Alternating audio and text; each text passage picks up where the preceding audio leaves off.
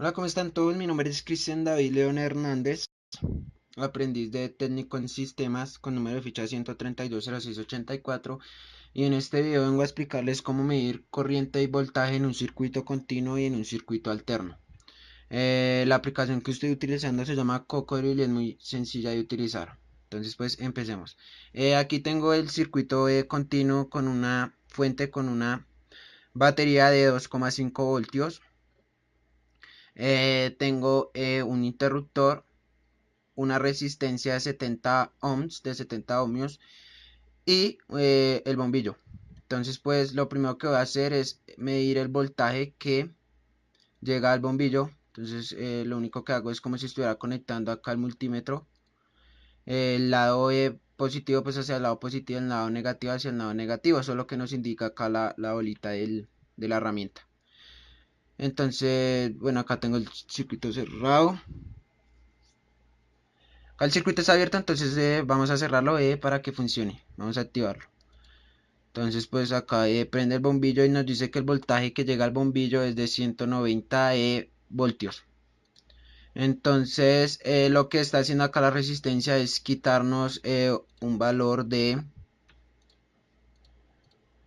voltaje inicial. Restamos el voltaje inicial sobre el resultado pues que llega al bombillo menos 1,90. Entonces lo que está quitando el bombillo son 0,6 voltios. Entonces pues no es casi nada, eso es lo que está haciendo la resistencia. Y ya, entonces ahora vamos a medir el amperaje, la corriente perdón, que fluye por el circuito. Entonces lo que vamos a hacer es acá interrumpir la conexión. Esperen, primero apagamos el circuito. Ahora sí, interrumpimos aquí la conexión y agregamos la herramienta para medir la corriente. Entonces conectamos como si estuviéramos conectando el multímetro y ya. Entonces ahora encendemos.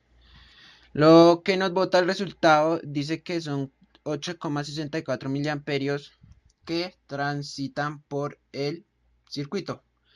Listo, entonces ya pasamos a medir el circuito alterno. Entonces hacemos lo mismo. Tenemos también una resistencia de 70 y de 70 ohms. Y entonces lo que vamos a hacer es medir qué voltaje llega al bombillo. Entonces hacemos lo mismo. Conectamos como si estuviéramos conectando el multímetro y encendemos.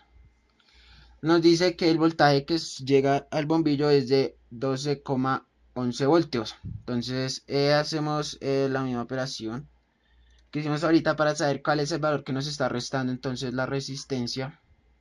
Entonces sabemos que la entrada es de 3 voltios menos 2,11 igual 0,89. Ok, 0,89 es el valor que nos está restando la resistencia, es el voltaje que nos está eh, retirando la resistencia.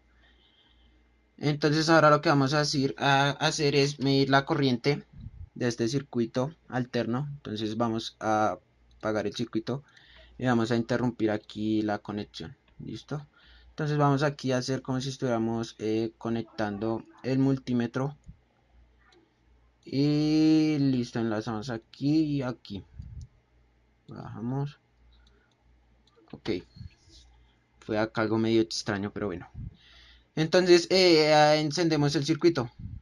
Nos dice que la corriente que transita por el circuito es de 2,8 miliamperios después de la resistencia.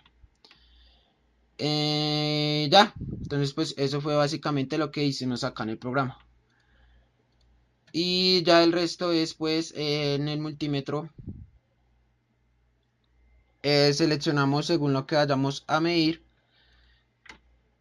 Acá lo que nos da el multímetro, ¿no? Entonces pues si vamos a medir voltaje alterno, pues seleccionamos acá con la perilla el voltaje alterno. Si vamos a medir el voltaje continuo, pues seleccionamos el lugar del voltaje continuo.